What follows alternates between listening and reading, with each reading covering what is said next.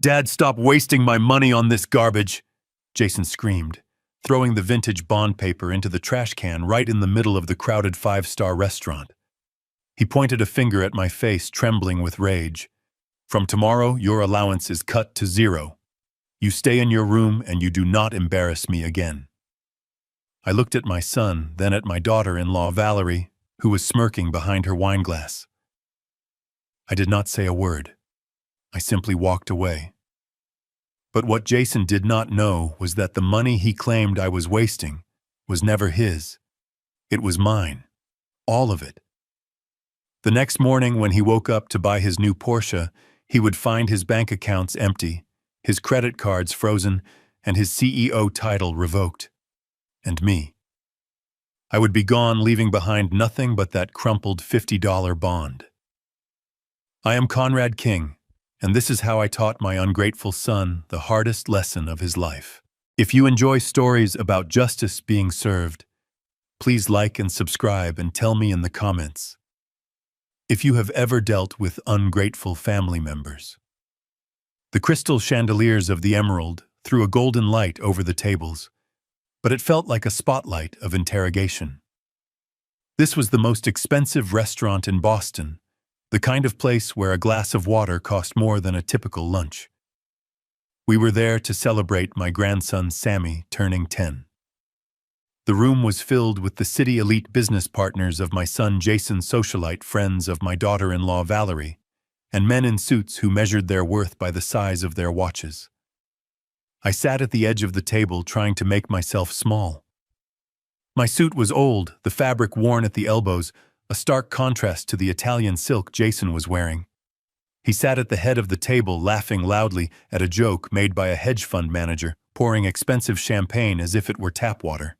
Grandpa Sammy whispered, pulling on my sleeve. His eyes were big and round, the only innocent thing in this room. Did you bring it? I smiled, feeling the familiar crinkle around my eyes. I reached into the inner pocket of my jacket. My hand trembled slightly, not from age, but from a mix of anticipation and anxiety. I pulled out a small beige envelope. It was not much to look at. Inside was a $50 treasury bond.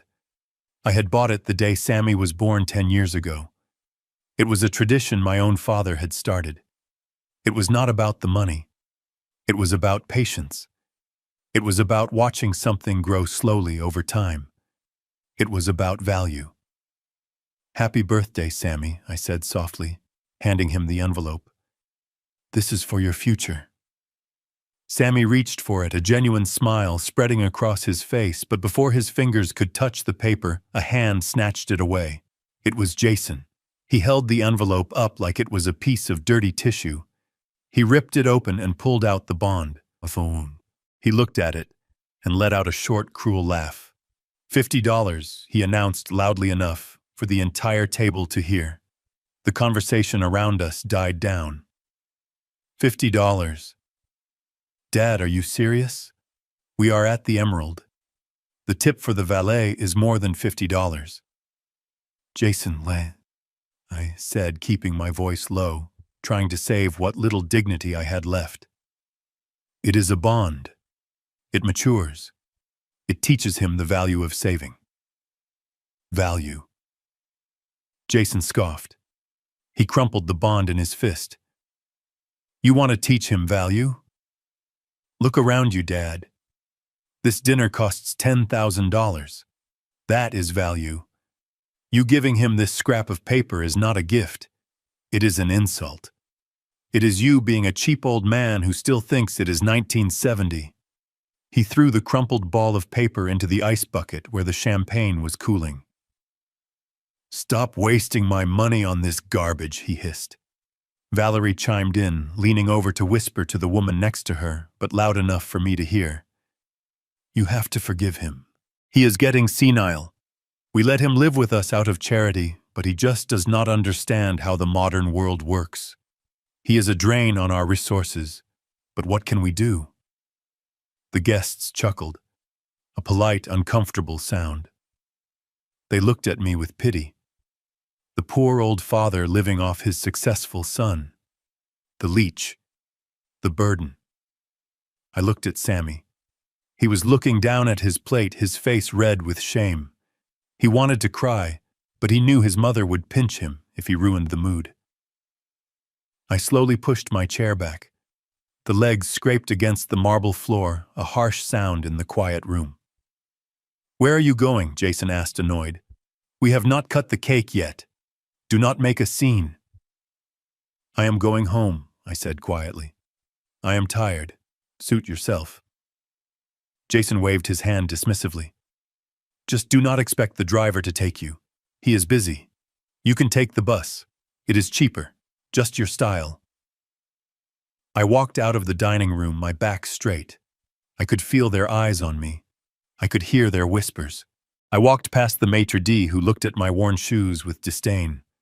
I walked out into the cool Boston night. But I did not go to the bus stop. I walked to the parking lot where my old Ford sedan was parked in the furthest corner, hidden away from the Ferraris and Lamborghinis, so it would not lower the property value of the lot. I had just unlocked the door when I heard heavy footsteps running behind me. It was Jason.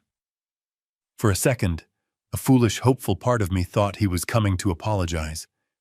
I thought maybe he realized he had gone too far, that maybe the son I raised was still in there somewhere, buried under the layers of arrogance and greed.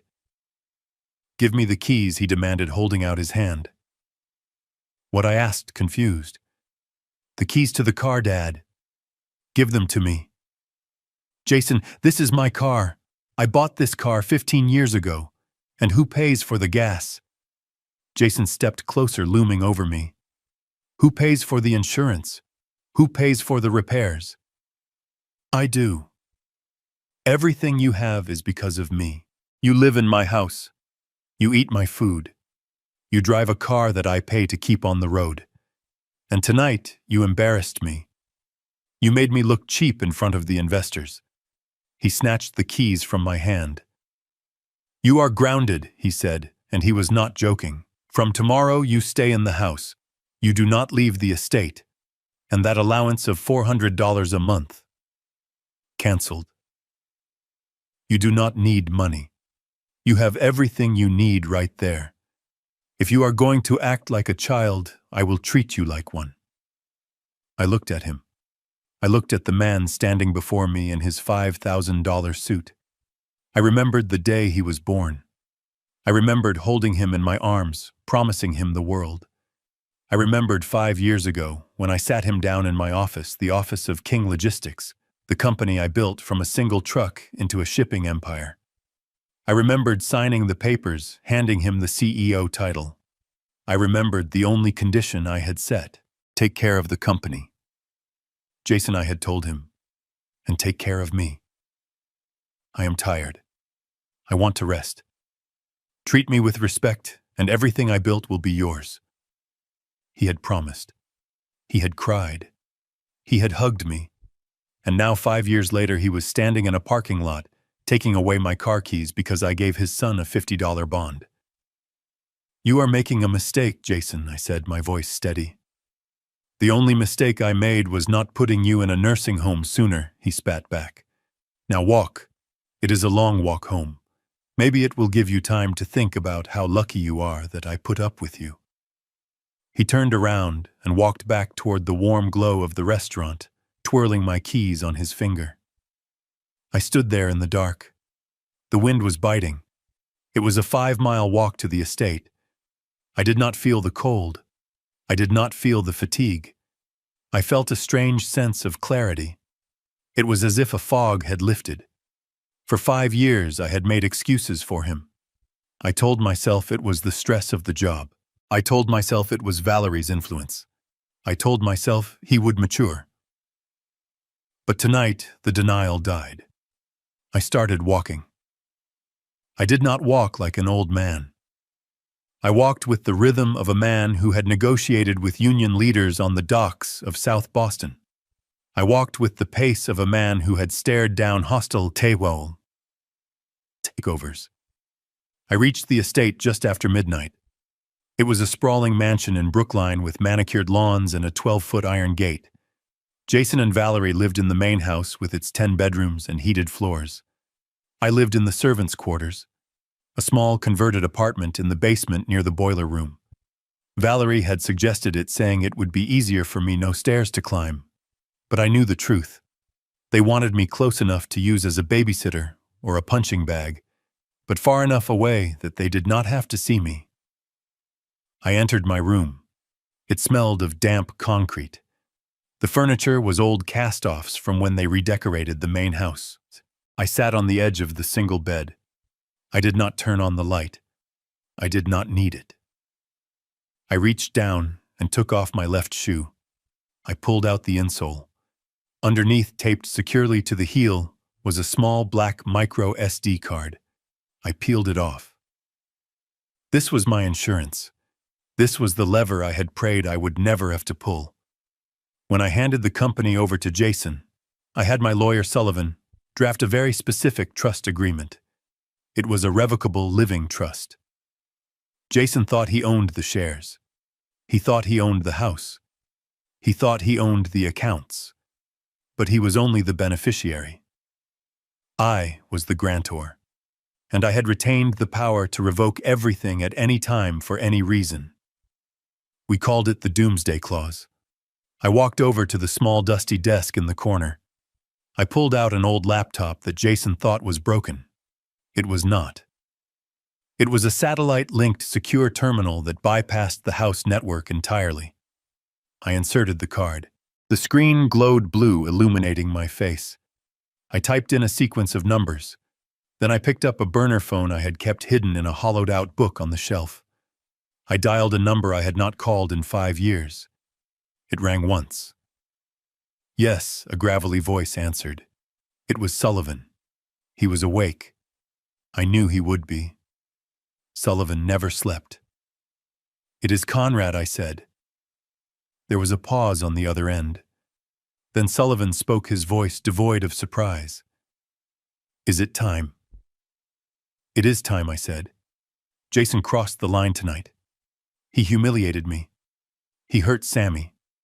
And he told me to stop wasting his money." I heard the click of a lighter on the other end, then the exhale of cigar smoke.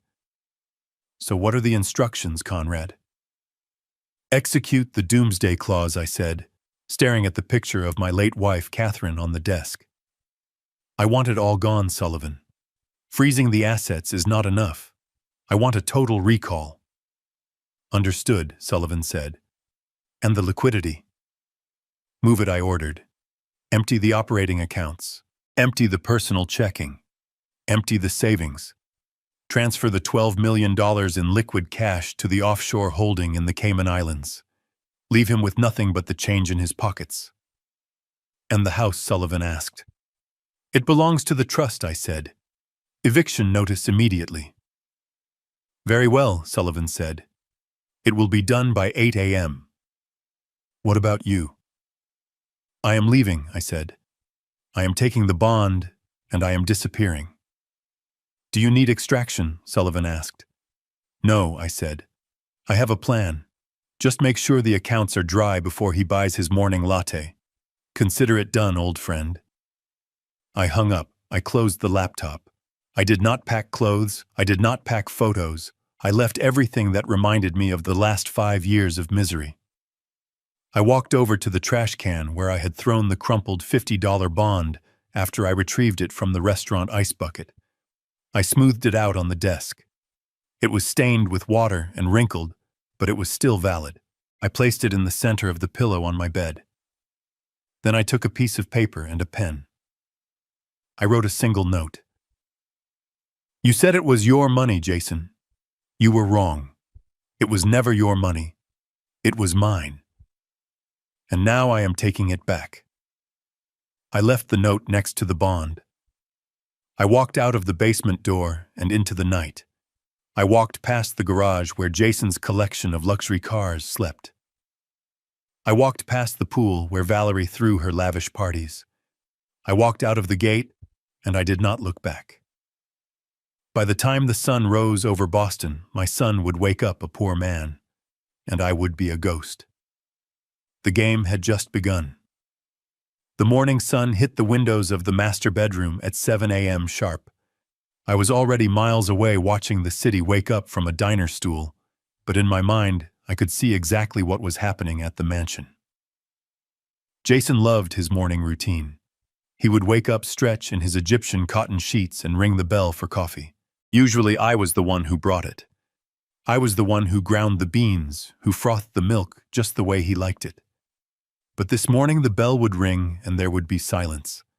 I imagined him waiting, ringing it again, getting annoyed, throwing the covers off and storming down to the kitchen, expecting to find me there, expecting to yell at me for being slow.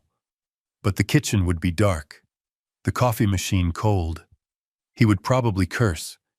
He would grab his phone to call the office to demand that his assistant send a car because he had taken my keys and he did not want to drive himself. That was when the first domino would fall. At the headquarters of King Logistics, the main server room hummed. At 8:01 a.m., a command script executed. It was a digital tidal wave. Jason was standing in his kitchen, in his silk robe, tapping on his phone. He opened his banking app. Face ID recognized him. The little loading wheel spun. And then the numbers appeared. Checking account 0. Savings account 0. Investment portfolio locked. Access denied. Contact administrator. I imagined the blood draining from his face. He would think it was a glitch, a banking error. He would swipe down to refresh. 0. He would try his credit card app. The black card with the unlimited limit, the one Valerie used to buy handbags that cost more than cars. Status canceled by grantor. I took a sip of my black diner coffee. It tasted better than anything I had drunk in years. It tasted like freedom. Back at the mansion, Valerie would be in the shower. She liked her showers scalding hot. But the utilities for the estate were not in Jason's name. They were in the name of the trust. And Sullivan was efficient. I imagined the water pressure dying, the lights flickering and going out, the heated floors turning cold. Valerie screaming, "Jason, what is going on?" Jason running up the stairs, panic rising in his throat. "Babe, the bank app is down," Jason would yell, "and the power is out." "Call the electric company." Valerie would shriek, wrapped in a towel dripping wet. "Call your father, tell him to fix the fuse." That is when they would remember. They would run down to the basement. They would kick open the door to my room, ready to scream, ready to blame, ready to demand. And they would find the silence. They would see the empty bed. They would see the wrinkled $50 bond on the pillow. And they would read the note. It was never your money. I checked my watch. It was 8:30. Right about now, Jason would be trying to call Sullivan. He would be demanding answers. He would be threatening to sue. And Sullivan would be sitting in his leather chair, calmly explaining that under Section 14, Paragraph B of the King Family Trust, the grantor reserved the right to remove any beneficiary who displayed gross misconduct or moral turpitude, publicly humiliating the founder at a birthday party. That counted as gross misconduct. I paid for my coffee with cash. I tipped the waitress $20. "Keep the change," I said. She looked at me surprised. "Thanks, sweetie. You have a good day." "Oh, I will," I said, standing up and putting on my coat. "I am going to have the best day of my life." I walked out of the diner and hailed a taxi. "To the airport," I said. "Where are you flying to?" the driver asked. "I am not flying anywhere," I said. "I am going to meet a friend in the private hangar." Because while Jason and Valerie were running around their dark, cold mansion, trying to figure out how to buy groceries with $0, I had a meeting to attend. I had to prepare for the next phase. Taking the money was just the beginning. Now I had to watch them fall. And I wanted a front row seat. I arrived at the private airfield on the outskirts of the city. The guard at the gate recognized me immediately. "Mr. King," he said, saluting. "It has been a long time." "It has been too long, Mike," I said. He opened the gate. The taxi drove me to Hangar 4. Inside, sitting on the polished concrete floor, was my Gulfstream G650. Jason had wanted to sell it, He said it was too old, that we needed the newer model. I had told him no. I told him it was a company asset. But legally, it belonged to me personally. Sullivan was waiting by the stairs of the plane. He looked impeccable in his charcoal suit, holding a tablet. "It is done," Sullivan said as I approached. "Total wipeout?" I asked. "Complete." Sullivan nodded. "His personal accounts are drained. The company accounts are locked. He cannot even buy a pack of gum. And the eviction notice is being served by the sheriff as we speak." "Good," I said. "What about the boy?" Sullivan asked. "Sammy." The question hit me hard. Sammy was the only innocent one in this war. "We watch him," I said. "We make sure he is safe. But he needs to see this. He needs to see what happens when people live without values. It is the only way to save him from becoming like his father." Sullivan nodded. "We have eyes on the house. Private security." I walked up the stairs of the plane. I turned back to look at the city skyline in the distance. Somewhere in that concrete jungle, my son was realizing that his kingdom was built on sand. "Take us up," I told the pilot. "Where to, sir?" "New York," I said. "I have a war room to set up." As the plane taxied down the runway, I pulled out the tablet Sullivan had given me. It was linked to the security cameras inside the mansion. I saw Jason in the living room. He was throwing a vase against the wall. It shattered into 1,000 pieces. Valerie was crying on the sofa, holding her phone, probably trying to call her rich friends for help, but finding out that fair-weather friends disappear when the credit cards stop working. And there in the corner was Sammy. He was sitting on the floor, holding the $50 bond I had left. He was not crying. He was looking at it. "Hold on to it, Sammy," I whispered as the plane lifted off the ground. "That paper is worth more than everything else in that house combined." The engine roared and Boston fell away beneath me. Phase 1 was complete. The money was gone. Phase 2 was about to begin. The collapse. I leaned back in the leather seat and closed my eyes. I was not Conrad the poor old man anymore. I was Conrad King, the shark of the Atlantic. And the water was full of blood. I sat in the leather seat of the Gulfstream cruising at 40,000 feet and opened the secure app on my tablet. The camera feed from the mansion kitchen was high definition. It was 7:30 in the morning. The show was about to start. Jason walked into the frame. He was wearing his silk pajamas, the ones that cost more than my entire monthly allowance. He looked disheveled. He rubbed his eyes and looked toward the coffee machine. It was a $10,000 Italian espresso maker that required a degree in engineering to operate. For 5 years, I was the only one who touched it. I cleaned it. I filled it. I calibrated the pressure. Every morning at 7:15, I would have a double-shot latte waiting for him on the marble island. But today the machine was cold. The lights were off. There was no cup. There was no steam. I saw Jason frown. He tapped the machine aggressively. He looked around the empty kitchen. "Dad," he yelled. His voice was tinny through the tablet speakers, but the anger was unmistakable. "Dad, where is my coffee?" He waited. Silence answered him. He stormed over to the intercom system on the wall. He pressed the button for the basement. "Dad, pick up. Stop playing games. I need caffeine and I need the car brought around." Nothing. He slammed his hand against the wall. "Useless old man," he muttered.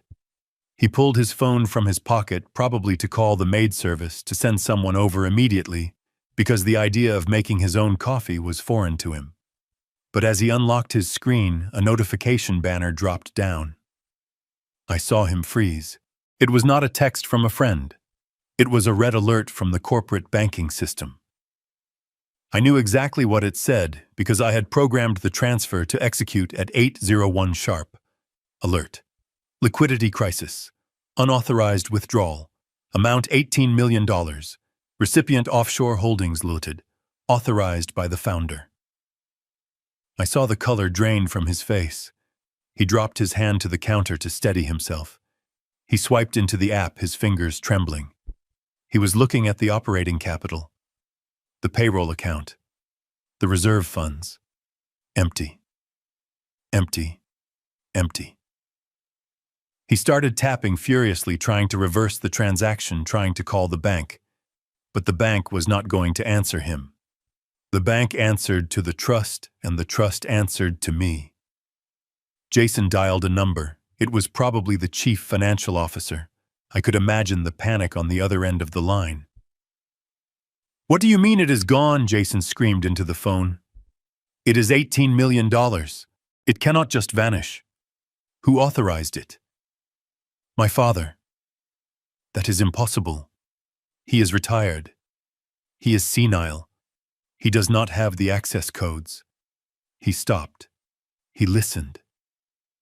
"He is the grantor," Jason whispered. The phone slipped from his fingers and clattered onto the counter. Grantor. The word hung in the air. It meant I was not just a retired old man living in the basement. It meant I was the god of his financial universe, and I had just turned off the sun. Suddenly, a scream echoed through the house so loud it distorted the audio on my tablet. It came from the second floor. Jason looked up, eyes wide. That was Valerie. I switched the camera view to the master suite hallway. The door to the bathroom flew open. Valerie stumbled out, wrapped in a towel, her hair covered in shampoo suds. She was dripping wet and shivering violently. "Jason," she shrieked. "The water, it just stopped. It was hot and then it just cut off. I have soap in my eyes." Jason ran to the bottom of the stairs. "Babe, calm down," he yelled up. "There is a problem with the accounts." "I do not care about the accounts," Valerie yelled back. "I care about my shower. Fix it. Call the plumber. Call your father.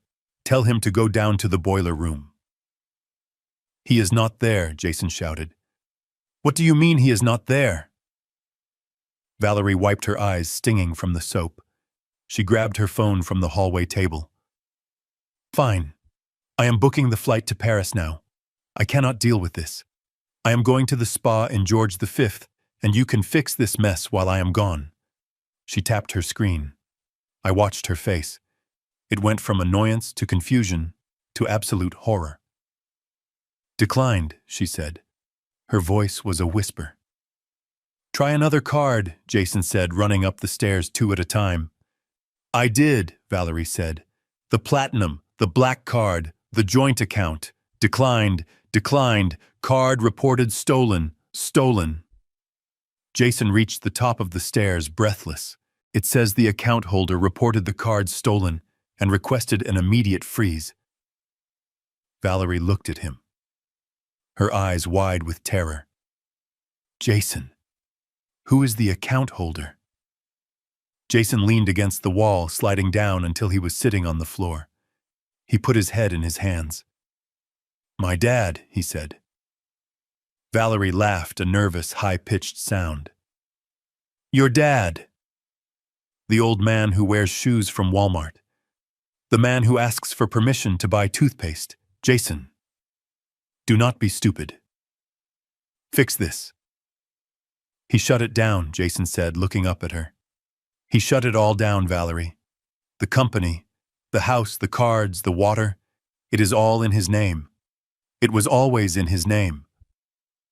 "No," Valerie shook her head, water dripping from her hair onto the expensive Persian rug. "No, we own this. We are the kings." "We are nothing," Jason whispered. "Without him, we are nothing." Suddenly, the lights in the hallway flickered. Once, twice, and then the house plunged into darkness. The emergency backup generator should have kicked in, but I had disabled the automatic transfer switch before I left. I watched through the infrared mode of the camera. They were 2 silhouettes sitting in the dark in a multi-million-dollar mansion that had just become a tomb. Jason stood up. "We have to find him. He cannot have gone far. He does not have a car." I took his keys. They scrambled in the dark using their phone flashlights like lifeline. They ran down the stairs, past the silent kitchen, and threw open the door to the basement. I switched the camera feed to my room. They burst in the beams of their flashlights, cutting through the gloom. They tore the sheets off the bed. They opened the small closet, finding it empty. They looked for the stash of cash I usually kept in a jar for emergencies, but that was gone too. And then Jason saw it. The beam of his light landed on the pillow. There it was. The wrinkled $50 bond he had thrown in the trash the night before. He picked it up. His hands were shaking so hard the paper rustled. He read the note I had left. It was never your money. Jason let out a roar of frustration and tore the note in half. He kicked the bed frame. He threw the bond against the wall. "He is gone," Valerie whispered. She looked around the small, dingy room, seeing it for the first time, not as a place to store an unwanted relative, but as the control center of their destruction. "He left us." "He cannot leave us," Jason shouted, pacing the small room like a caged animal. "He needs us. He is old. He is weak. He probably just walked to the diner. I will find him. I will drag him back here and I will make him turn the power back on." He pulled out his phone and dialed the number for the private security firm that patrolled the neighborhood. "This is Jason King," he barked. "I have a missing person. My father." "Yes, the old man." He wandered off. "He is confused. I need you to find him and bring him back. He is a danger to himself." I closed the tablet cover. He still did not get it. He still thought he was in control. He thought this was a tantrum. He thought he could bully me back into submission. He had no idea that he was no longer the CEO of King Logistics. He was just a man standing in the dark in a house he did not own, wearing pajamas he could no longer afford. I looked out the window of the plane. The clouds were thick below us. Sullivan handed me a glass of water. "They are in the dark?" I asked. "Pitch black," Sullivan replied. "Good. Let them sit in it for a while. Hunger and cold have a way of clarifying the mind.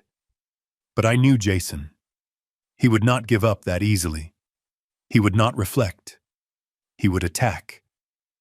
He would try to find me, not to apologize, but to force me to sign the rights back over. He would try to use the law. He would try to use force. He would try to use Sammy. And that was exactly what I was counting on.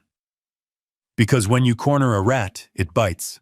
And when it bites, it exposes its neck. I took a sip of water. The game had moved from the board to the street. And I had cleared the board. Now we would see who could survive the winter. I watched on the tablet screen as the call to private security ended abruptly. The guard on the other end must have told Jason what I had instructed Sullivan to convey, that Mr. Conrad King was not a missing person, but a free man who had voluntarily vacated the premises. Jason stared at the phone in his hand, as if it had betrayed him, before hurling it onto the thin mattress of my bed. The silence in the basement was heavy, pressing down on them, like the tons of concrete and steel of the mansion above. This room, my home for the last 5 years, was barely larger than the walk-in closet Jason had for his shoes. The walls were bare concrete, painted a sterile white that had yellowed with age and dampness. There was no carpet, just cold linoleum that sapped the heat from your feet. Jason stood in the center of the room, his chest heaving. He looked around, really looked, perhaps for the first time. He was searching for me, yes, but he was also searching for the leverage he thought he had. He was looking for the old man who needed him. He was looking for the father who was too weak to leave. But the room was scrubbed clean. I had been meticulous. "Where is his stuff?" Jason muttered. He yanked open the small particle board wardrobe in the corner. It rocked on its uneven legs. Empty. I had taken my 3 suits, my shirts, and the winter coat I had bought at a thrift store. There were no hangers left rattling on the rail. He pulled out the drawers of the small bedside table. Empty. No medication bottles. No reading glasses. No half-read paperbacks. I had erased myself from their lives as completely as I had erased the money from their accounts.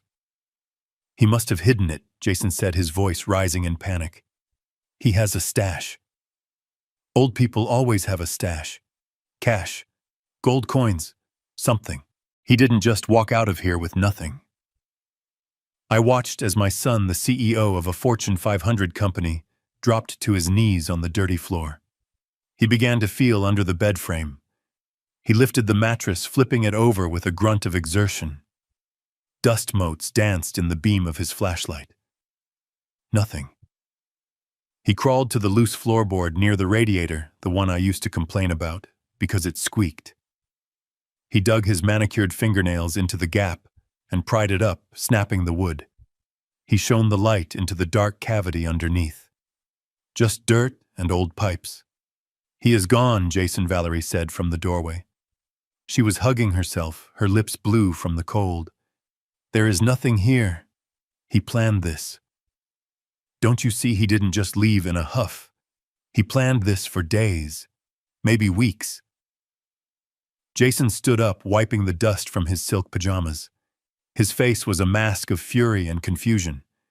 He walked back to the desk, the only piece of furniture he hadn't overturned yet. There, sitting in the pool of light from his flashlight, was the bond. I zoomed in on the camera feed. The $50 Treasury bond. The edges were soft from wear, the paper stained from the wine and ice of the night before. I had smoothed it out carefully, pressing it flat with the palm of my hand before I left.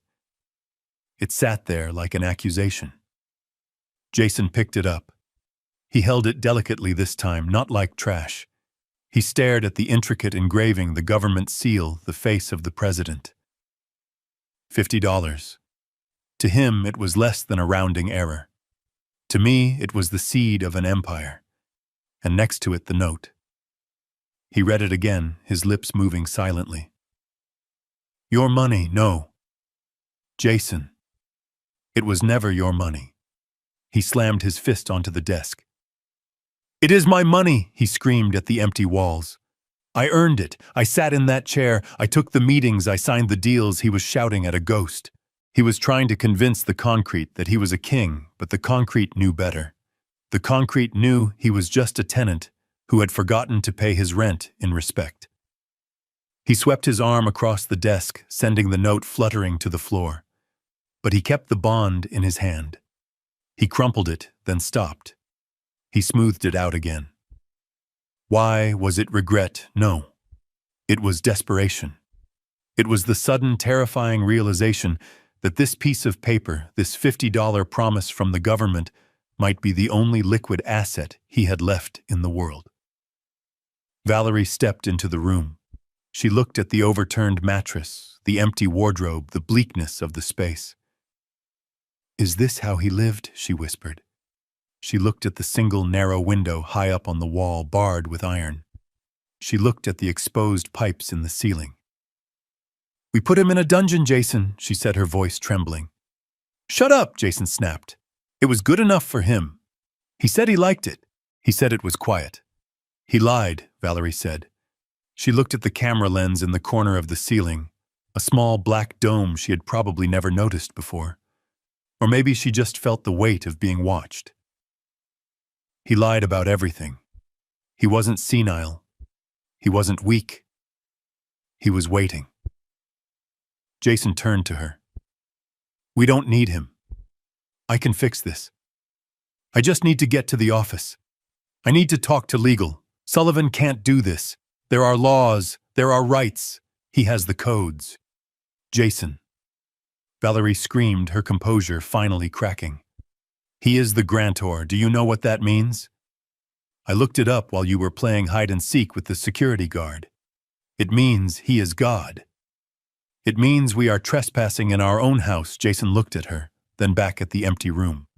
The reality was closing in. The cold was seeping into his bones. The adrenaline of the anger was fading, replaced by the hollow ache of fear. He looked at the bond one last time. He didn't throw it away. He folded it. He folded it carefully into a small square and put it in the pocket of his pajama bottoms. Let's go, he said, his voice low. Where? Valerie asked. To the office, Jason said. We walk. They turned and left the room, leaving the door swinging on its hinges. I watched the empty space for a moment longer. The overturned mattress, the dust, the silence. It was a tomb, yes. But it wasn't mine anymore. It was the tomb of their arrogance.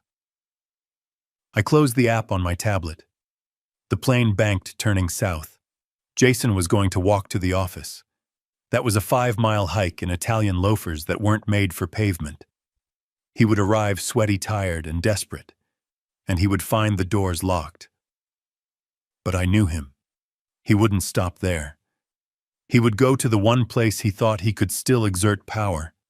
He would go to the lawyers. He would try to fight me with paper. He didn't know it. I had bought the paper factory 40 years ago. I signaled the flight attendant. Breakfast, sir, she asked. Yes, I said. Coffee. Black. And bring me the phone. I need to make a call to the district attorney. Because emptying the accounts was just the opening move. Now it was time to expose the rot. It was time to show the world that the CEO of King Logistics wasn't just broke. He was a criminal. The real storm was just beginning. It took Jason nearly 2 hours to reach the glass and steel tower in the financial district. I tracked his progress via the GPS in his phone, which he had foolishly forgotten was also paid for by the company plan. He arrived at the offices of Sullivan and Moore, looking like a man who had survived a shipwreck. His Italian loafers were scuffed, his hair was matted with sweat, and his eyes were wide with a manic desperation. The receptionist, a young woman named Sarah, whom Jason had rudely dismissed countless times over the years, looked up in alarm as he burst through the double glass doors. Mr. King, she stammered, reaching for the phone. You cannot be in here. You do not have an appointment. Get out of my way, Jason barked, pushing past her desk. He stormed down the hallway toward the corner office. He did not knock. He threw the heavy oak door open so hard it banged against the wall. Sullivan was waiting for him. My old friend was sitting behind his massive mahogany desk, the one I had given him 30 years ago after we won the union lawsuits. He was reading a file, calmly sipping a cup of tea. He did not flinch. He did not look surprised. He simply closed the folder and placed his hands on top of it. Fix it, Jason screamed, slamming his hands down on the desk. Fix it now, Sullivan. The accounts are frozen. The power is out. My father has gone insane. He thinks he can steal my company. Sullivan looked at him over the rim of his reading glasses. His expression was not one of sympathy. It was the cold, clinical look of a mortician examining a cadaver. Sit down, Mr. King, Sullivan said quietly. I will not sit down, Jason spat. I am the CEO of King Logistics. I order you to unfreeze my assets. I order you to find my father and have him committed. He is a danger to himself and others. Sullivan sighed. He reached into his drawer and pulled out a single sheet of paper. He slid it across the polished wood. You are not the CEO, Jason Sullivan said. Not anymore. What are you talking about? This is a formal notice of termination, Sullivan explained, his voice devoid of emotion. Effective at 8:01 this morning, the board of directors convened an emergency meeting via secure line. The grantor of the King Family Trust exercised his voting rights. You have been removed from your position for cause. For cause, Jason laughed, a hysterical, high-pitched sound. What cause? I made this company millions. You spent millions, Sullivan corrected him. You treated the corporate accounts like a personal piggy bank. We have the records, Jason. The cars, the vacations, the jewelry for your wife, the payoffs to keep your mistresses quiet. It is all here. Jason went pale. He thought those transactions were buried. He thought he was smarter than the auditors. He did not know that Sullivan had been the auditor all along. But that does not matter now, Sullivan continued. What matters is the trust. He stood up and walked over to the window looking out over the city. Your father built this empire with his bare hands, Jason. He created the trust to protect it. And he included a specific clause, a clause I wrote myself. It states that the grantor may revoke all privileges if the beneficiary proves himself unworthy. Unworthy, Jason whispered. I am his son. Being a son is a biological accident. Sullivan turned back to face him. Being an heir is a privilege. You lost that privilege last night when you threw a $50 bond into the trash. You insulted the man who gave you everything. Jason stood up, shaking. He can't do this. I will sue. I will take him to court. I have rights, possessions. Possessions, Sullivan raised an eyebrow. Let us talk about possessions. The house in Brookline, the cars in the garage, the furniture, the art on the walls, even the phone in your pocket. What about them? They are all property of the trust, Sullivan said. And since you are no longer a beneficiary, you are currently trespassing on private property. Jason froze. I have the eviction order here. Sullivan tapped the folder. You have 24 hours to vacate the premises. You and your wife. If you are not gone by noon tomorrow, the sheriff will remove you by force. And Jason, do not try to take anything. We have cataloged every item in that house. If a single silver spoon is missing, I will have you arrested for theft. This was the moment I had been waiting for. The moment the reality truly hit him. He was not just fired. He was homeless. You are bluffing, Jason hissed. My father would never do this. He is weak. He loves me. He loved the son he thought you were, Sullivan said softly. But he hates the man you have become. Jason's face twisted into a mask of pure, ugly rage. The veins in his neck bulged. He let out a guttural roar and lunged across the desk. You traitor, he screamed, reaching for Sullivan's throat. You conspired with him. I will kill you. Sullivan did not move. He did not have to. Before Jason's fingers could touch the fabric of Sullivan's suit, the side door to the office burst open. 2 men stepped in. I knew them well. Mike and Dave. They were former linebackers I had hired as company security years ago. They were loyal to the paycheck, and the paycheck now came from me. Mike grabbed Jason by the back of his jacket and the belt of his trousers. Dave grabbed his arms. Get off me, Jason shrieked, kicking his legs in the air like a toddler. Do you know who I am? I am Jason King. You are a trespasser, Mike grunted. They dragged him backward. Jason's heels dragged across the expensive carpet, leaving scuff marks. Sullivan watched him go, adjusting his cuffs. Good day, Mr. King, Sullivan called out. Do not forget to leave your key card at the front desk. They hauled him down the hallway, past the staring secretaries, past the shocked junior partners. Jason was screaming obscenities, threatening to fire everyone, threatening to burn the building down. They reached the elevator. They did not wait for it. They took him to the stairwell. I switched the camera feed to the lobby security cam. A moment later, the side exit doors flew open. Jason stumbled out, propelled by a final shove from Mike. He fell hard onto the concrete sidewalk, scraping his hands and tearing the knee of his expensive suit pants. He lay there for a moment, gasping for air. Passers-by stepped around him, looking down with a mixture of curiosity and disgust. A man in a suit lying in the gutter. It was a pathetic sight. He slowly pushed himself up. He looked at the building. He looked at the glass doors that were now locked against him. He reached into his pocket. He pulled out his phone. He probably wanted to call Valerie, to tell her to pack, to tell her it was over. But as he held the phone up, it went black. Remote wipe complete. Service terminated. He stared at the dead black screen.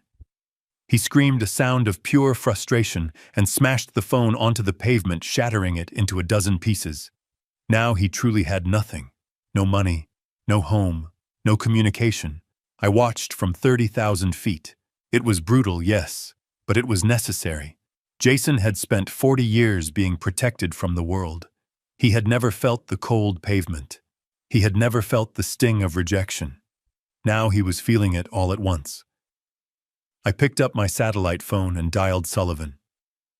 "Are you all right, old friend?" I asked. "Never better," Sullivan replied. "He has a strong grip, though."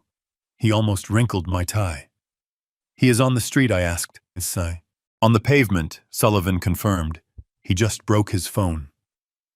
"Good," I said. "Now the real test begins. Let us see if his wife sticks around when the castle crumbles." I knew the answer to that.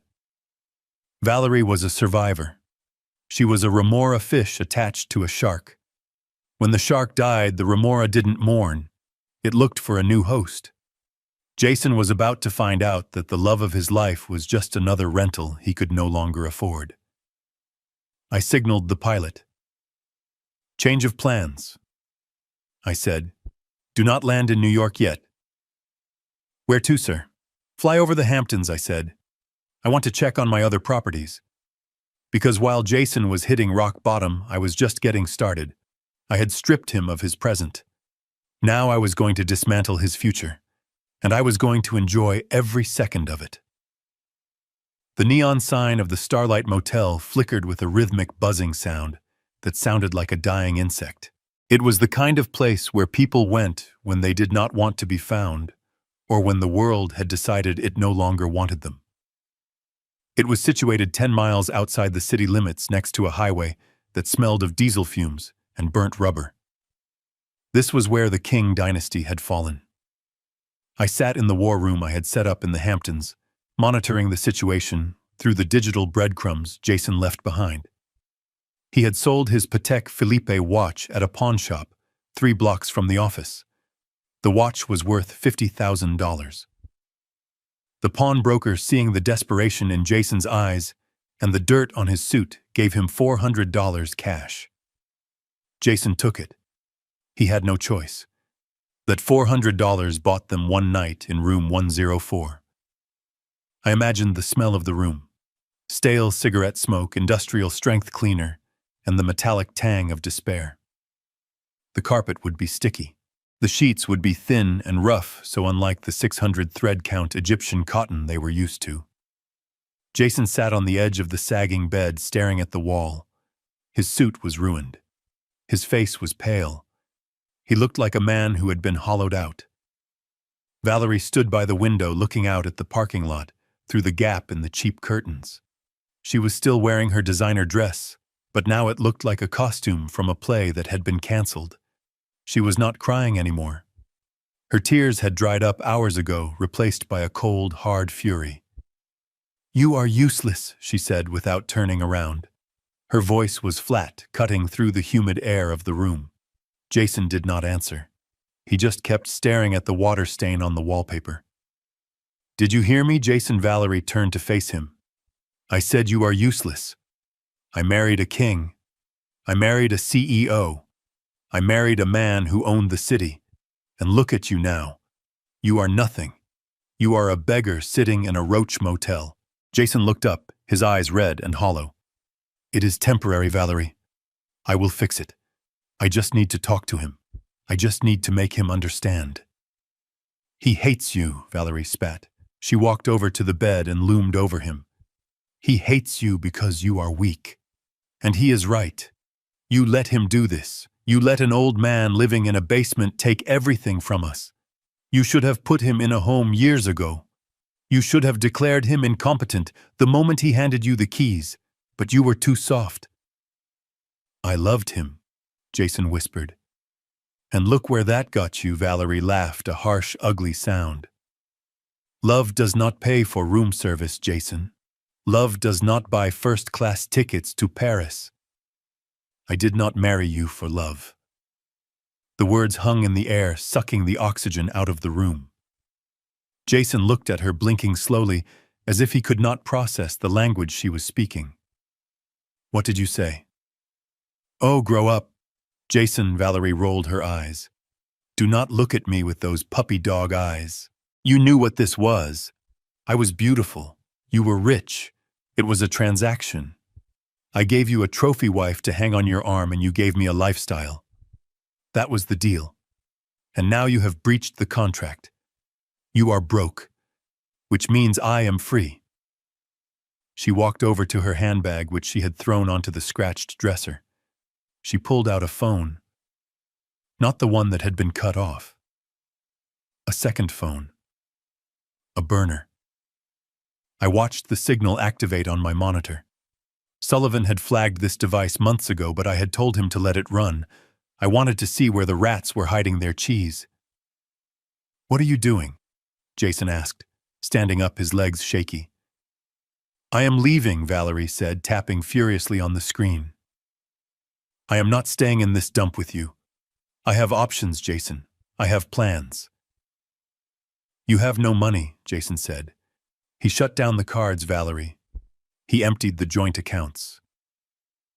"We have nothing." "You have nothing," Valerie corrected him. "I have plenty." She held the phone up triumphantly. "For the last 3 years, I have been skimming," she said. "Every time you got a bonus, every time we flipped a property, every time you gave me an allowance for charity galas, I took a little off the top. I built a nest egg, Jason. An exit strategy. Because I always knew you would crash eventually. You are not your father. You never were." Jason stared at her, his mouth open. "How much?" $500,000. Valerie smiled. It was a predator smile. Sitting in an offshore account in the Cayman Islands. Untouchable. "It is enough to get me to Europe. Enough to start over with someone who actually knows how to be a man." Someone. Jason stepped closer. "Who is someone?" "Marco," she said. "Her personal trainer. The one Jason paid $300 an hour to keep his wife in shape. He is waiting for me in Zurich. He has a villa. And now I have the cash to pay for the champagne." She looked at the phone screen, ready to initiate the transfer. Ready to book her ticket out of his life. "Goodbye, Jason," she said. "Enjoy the motel." She pressed the transfer button. I watched the data packet travel across the network. It hit the banking server in the Caymans. It requested authorization. And then my trap snapped shut. Valerie frowned. She tapped the screen again. The color drained from her face. It was the same look Jason had worn that morning in the kitchen. The look of total, absolute shock. "What is this?" she whispered. "What is it?" Jason asked, a bitter hope rising in his voice. "It says account frozen," she stammered. "It says funds seized by the King Family Trust. Authorization code 001. She looked up at Jason, her eyes wide with terror. "He found it," she whispered. "The old man found it." Jason started to laugh. It was a low, rumbling laugh that built into a hysterical cackle. He sat back down on the bed, clutching his stomach. "He blocked you," he wheezed. "He blocked your exit strategy." Valerie screamed. She threw the burner phone against the wall, shattering it. She fell to her knees, tearing at her perfectly styled hair. "My money. It was my money. I stole it fair and square." "It was never your money," Jason said, his voice cold and dead. "It was his money. It was always his money. Even the money you stole from me was his money." He looked at his wife, the woman he had showered with diamonds and cars. He saw her for the first time. He saw the greed etched into the lines of her face. He saw the contempt in her eyes. "So you are stuck here," Jason said. "With me. With the beggar. With the failure. And Marco will have to wait in Zurich alone." Valerie looked at him with pure hatred. "I will leave anyway. I will hitchhike. I will sell my body. I will do anything to get away from you." "Go ahead," Jason gestured to the door. "The highway is right there. But it is cold outside, Valerie. And those heels are not made for walking." She slumped against the dresser, defeated. She slid down to the floor, pulling her knees to her chest, sobbing not for the loss of her husband, but for the loss of her $500,000 golden parachute. I watched them from my screen. Two people who had everything now reduced to fighting over scraps in a room that cost $40 a night.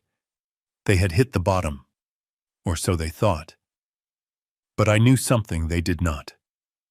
I knew that the despair of this night would breed desperation, and desperation makes people do reckless things. Jason was not going to accept this. He was going to try to fight back. And since he could not fight me with money, he would try to fight me with the only thing he had left, his bloodline. He would come for Sammy. He would try to use the boy as a pawn, as leverage, to force me to open the accounts. I picked up the phone and called the private security detail I had stationed outside my grandson's boarding school. Double the guard, I ordered. No one gets near that boy. Not his father, not his mother. No one but me, because the night was dark, but the dawn was coming. And when the sun rose, Jason King would realize that he had not just lost his fortune, he had lost his soul. And I was coming to collect the debt. The sun had not yet risen over the highway when Jason and Valerie decided that if they could not be rich, they would be dangerous. I was monitoring them through a listening device Sullivan's team had managed to plant in their motel room, while they were arguing with the front desk clerk over the bill. The audio feed was crackly, but the intent was crystal clear. Desperation strips away the veneer of civilization, and what was left of my son was something primal and ugly. We cannot fight him with lawyers. Jason paced the cramped room, his voice jagged with lack of sleep. Sullivan has the courts tied up. The accounts are locked tight. By the time we get a hearing, we will be starving in the street. We need a shortcut. What kind of shortcut? Valerie asked from the corner where she was nursing a cup of stale vending machine coffee. He is the grantor Jason. He holds all the cards. He is 72 years old, Jason snapped. He is an old man living alone. We do not need to beat him in court. We just need to control him. I leaned closer to the speaker in my war room. I wanted to hear this. I wanted to hear the exact moment my son decided to cross the line from ungrateful to criminal. We get him declared incompetent, Jason said. His voice dropped to a conspiratorial whisper. We find him. We grab him. We say he is having a breakdown, that he wandered off, that he is a danger to himself. And then what? Valerie asked. Then we take him to Dr. Vane, Jason replied. I knew the name. Dr. Vane was a disgraced psychiatrist who operated out of a strip mall clinic on the South Side. He had lost his license twice for overprescribing opioids, but he always found a way back. He was the kind of doctor who would sign a death certificate for a living man if the price was right. We take him to Vane. Jason continued, the excitement building in his voice. We pump him full of Thorazine. We make him compliant. We put a pen in his hand and we guide his signature on a power of attorney transfer. Once I have that signature, I reverse the trust. I fire Sullivan. I take it all back. And then Valerie asked, her voice devoid of any moral objection, only practical concern. Then we put him in a home, Jason said coldly. A secure facility, one with high walls and no visitors. We keep him medicated. He spends the rest of his days drooling at a wall and we get our lives back. It was a solid plan, evil but solid. It relied on the one thing they thought they had on their side, my age. To the outside world, a sudden disappearance followed by erratic financial behavior could easily look like dementia. But they had a problem. They did not know where I was. I need a bloodhound, Jason said. Someone dirty. Someone who does not ask questions about why a son wants to bag and tag his own father. He made a call from the prepaid burner phone he had bought at the gas station. He called a man named Russo. I knew Russo too.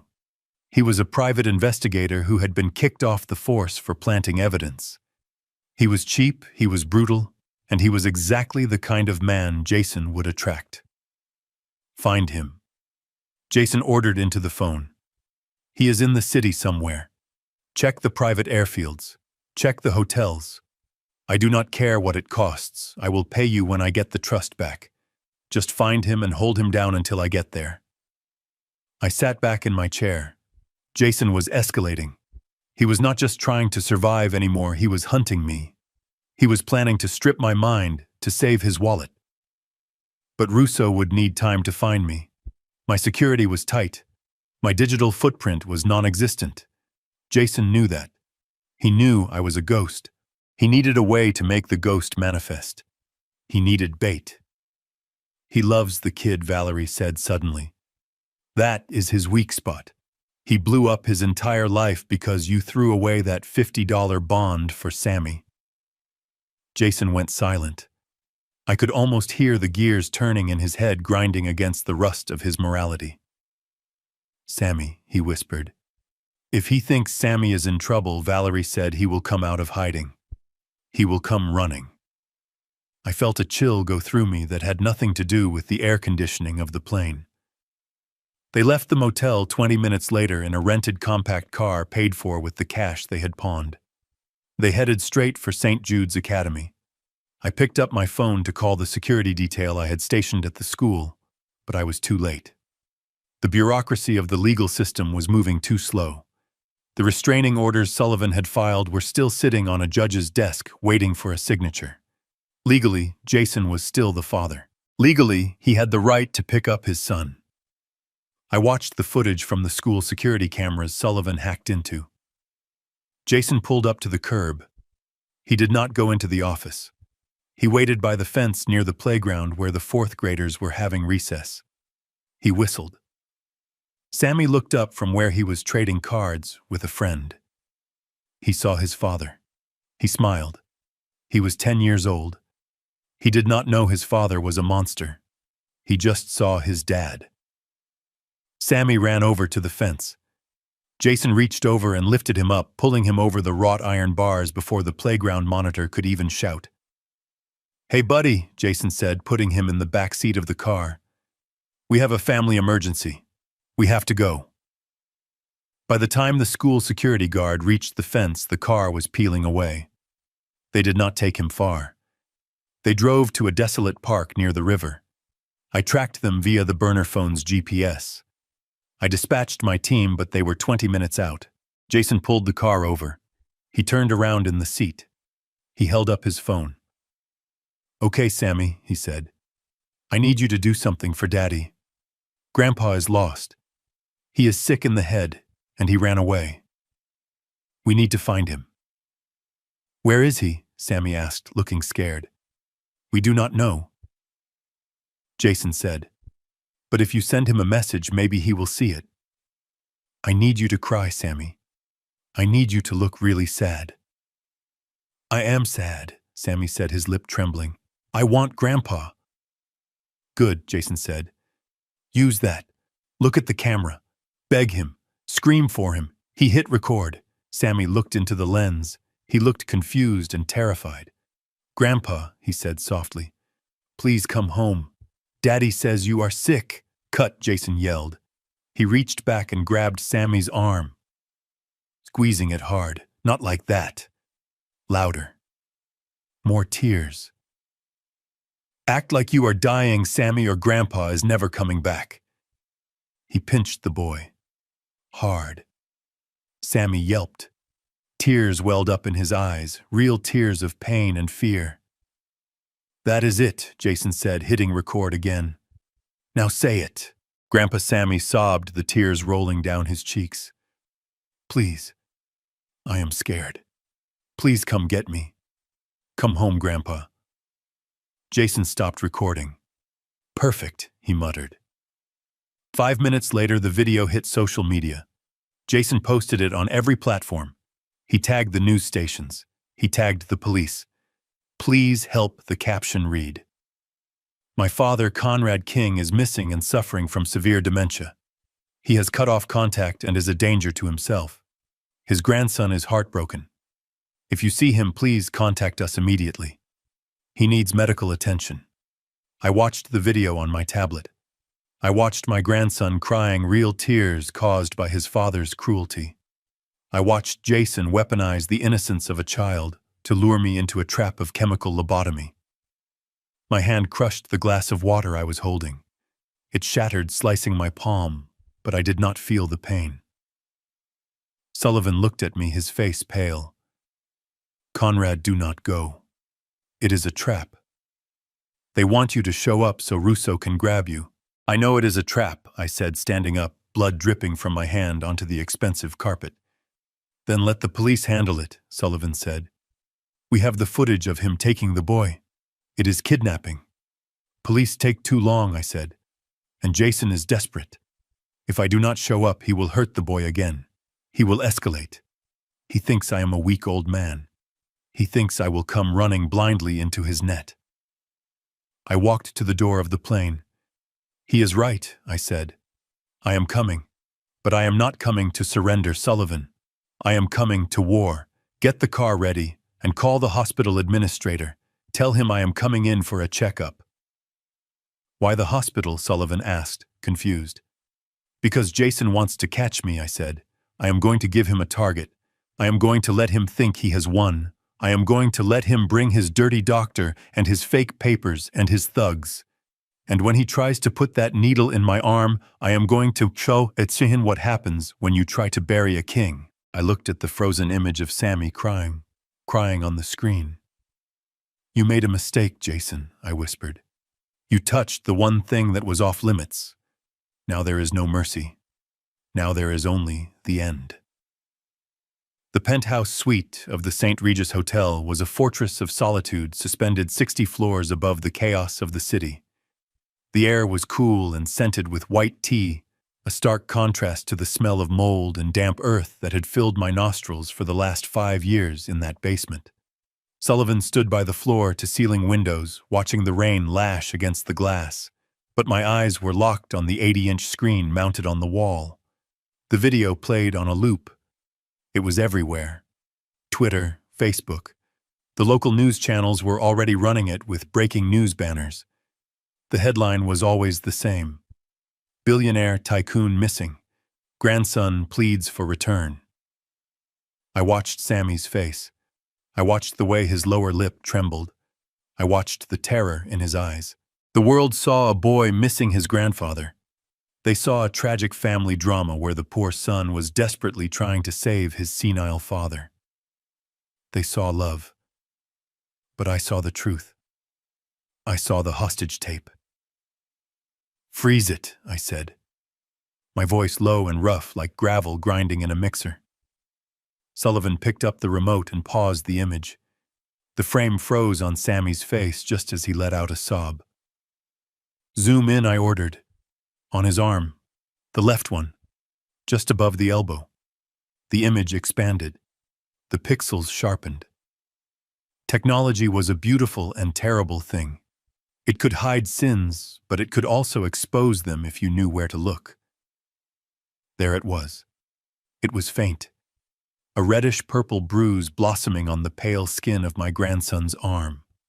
It was the shape of a crescent moon. It was the mark of a fingernail digging into flesh. I felt a coldness spread through my chest that had nothing to do with the air conditioning. It started in my heart and froze my veins until I felt like a statue made of ice. I knew that mark. I knew exactly how much pressure it took to leave a bruise like that on a child. "That is not a cry for help," Sullivan whispered, stepping closer to the screen, his lawyerly detachment finally cracking. "That is pain." "He pinched him," I said. The words tasted like ash in my mouth. My son pinched his own child to make him cry for the camera. He hurt my grandson to sell a lie. I stood up and walked to the window. I looked down at the city lights blurring in the rain. Somewhere down there, Jason was feeling triumphant. He probably thought he had won. He probably thought the public sympathy would force the police to find me and drag me back to his control. He thought he was playing a game of chess. He did not realize he had just flipped the board and pulled a knife. For 40 years, I had made excuses for Jason. I had blamed his mother's death. I had blamed the boarding schools. I had blamed myself for working too hard. I had tolerated his greed, his laziness, his arrogance. I had even tolerated his disrespect toward me because I believed that deep down, underneath the layers of entitlement, there was still a human being. But looking at that bruise on Sammy's arm, I realized I was wrong. There was no human being there. There was only a predator. And you do not negotiate with predators. You put them down. Sullivan, I said without turning around. Change the classification of the file. Change it to what Conrad Sullivan asked. It is no longer a civil matter, I said. It is no longer a financial dispute. It is criminal. I turned to face him. The look on my face must have been terrifying because for the first time in 30 years, Sullivan took a step back. I want charges pressed, I said. Kidnapping, child endangerment, assault, extortion, wire fraud. Construct a RICO case if you have to. I want him buried, Sullivan. I want him under the jail. Sullivan nodded slowly, pulling out his phone. The district attorney owes us a favor from the election campaign. I can have a warrant issued within the hour. No, I stopped him. Not yet. Why not? Sullivan asked. We have the evidence. We can send the SWAT team to the motel right now. Because if we send the police now, Jason will panic, I said. He has Sammy. If he sees the flashing lights, he might run. He might use the boy as a shield. He might hurt him again. Jason is a coward, and cowards are dangerous when they are cornered. We have to separate them. I continued pacing the length of the room.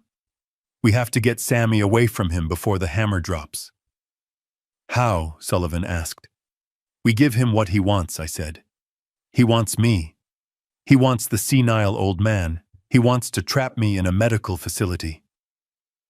I walked back to the screen and looked at the frozen image of the bruise one last time. I etched it into my memory. I would carry that image with me to my grave. It would be the fuel that burned away any last trace of mercy I had for my son. Leak it, I said. Leak what Sullivan asked. Leak my location, I said. Call that dirty private investigator Jason hired. Russo. Call him anonymously.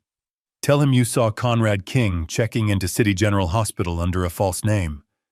Tell him I looked confused. Tell him I was asking for my son. Sullivan's eyes widened. You want to lure them to the hospital? It is the only way, I said. A hospital is a public place. It has security. It has cameras. And most importantly, it has doctors. Real doctors, not the hacks Jason hires. If Jason thinks he has found me, he will bring Sammy, I explained. He will bring him to guilt me. He will bring him to the hospital to play the role of the relieved family. And the moment he walks into that lobby with the boy, he loses his leverage. And then Sullivan asked. And then I will be waiting, I said. I went into the bedroom of the penthouse. On the bed laid out like armor was my best suit. A bespoke charcoal wool three-piece suit from Savile Row. A crisp white shirt with French cuffs. A silk tie in deep crimson. I stripped off the thrift store clothes I had been wearing. I threw them into the trash. They belonged to the old man in the basement. That man was dead. I dressed slowly, methodically. I fastened the platinum cufflinks. I tied the tie with a perfect Windsor knot. I put on the Patek Philippe watch that I had kept hidden in a safety deposit box for 5 years. I looked in the mirror. Conrad King stared back. The shark, the builder, the destroyer. I walked back out to the living room. Sullivan was on the phone, his voice low and urgent. He hung up when he saw me. The bait is taken, Sullivan said. Russo called Jason. They are leaving the motel now. They are heading to City General. They have a doctor with them. A Dr. Vane. Vane, I scoffed. The man is a butcher. Jason is bringing a butcher to verify my sanity. The irony is rich. I poured myself a glass of scotch. I did not drink it. I just held the crystal glass, feeling the weight of it. Sullivan, I said, when we get to the hospital, I want you to have the papers ready, not the lawsuit. The adoption papers. Sullivan paused. You are going to take custody. I am going to save him, I corrected. His mother stood by and watched him get pinched. She helped film the video. She is just as guilty. They have forfeited their rights. We will need a judge to sign off on an emergency order, Sullivan warned. It will be difficult. Get Judge Miller, I said. Remind him who paid for his daughter's rehab.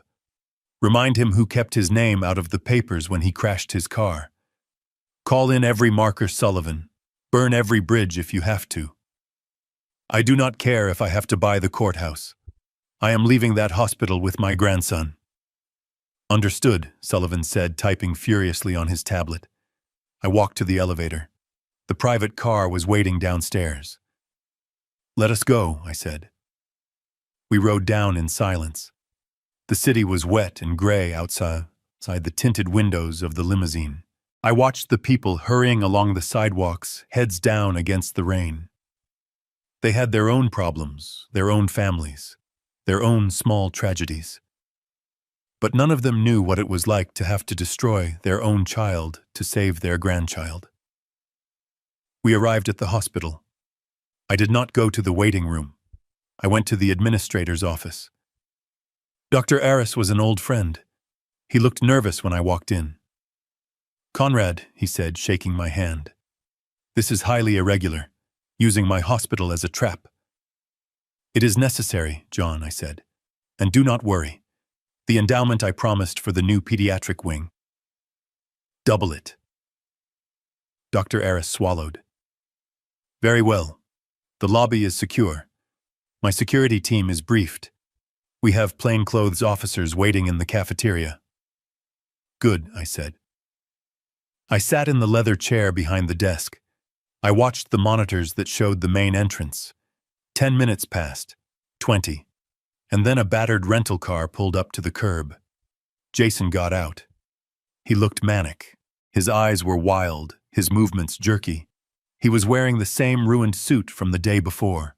Valerie got out from the passenger side, dragging Sammy by the hand. Sammy looked small. He looked defeated. He was holding a toy car, clutching it like a talisman. And behind them, a man in a cheap suit carrying a medical bag. Dr. Vane. They walked through the sliding glass doors. Jason scanned the lobby. He looked desperate. He looked like a man who was seconds away from drowning. I stood up. I buttoned my jacket. Showtime, I whispered. I walked out of the office and down the corridor toward the lobby. Sullivan walked beside me. I saw Jason spot me. His face lit up, not with relief, but with a twisted triumph. He pointed at me. There he is, he shouted. Dad. Dad, wait. He started running toward me, dragging Sammy along. Valerie followed her heels, clicking on the linoleum. I stopped in the center of the lobby. I stood tall. I did not look confused. I did not look frail. I looked like the man who owned the building. Jason slowed down as he got closer. He saw the suit. He saw the watch. He saw the way I was standing. Confusion flickered in his eyes. Dad, he panted. Thank God. We were so worried. You wandered off. You are sick. He signaled to Dr. Vane. Doctor, this is him. He is having an episode. You need to sedate him before he hurts himself. Dr. Vane stepped forward, reaching into his bag. Mr. King, he said, his voice oily. I am here to help. Just relax. I have something that will calm you down. He pulled out a syringe. I did not move. I looked at Jason.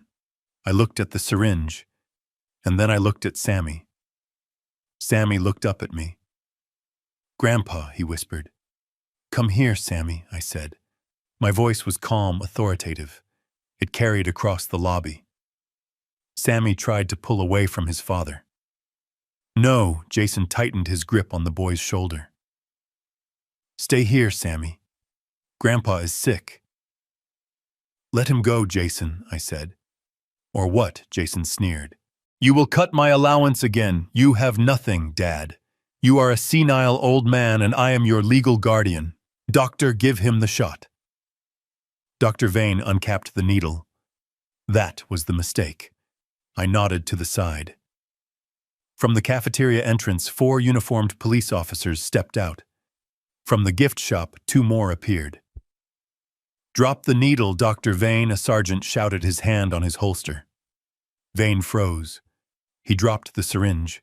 It clattered on the floor. Jason spun around. What is this? What is going on?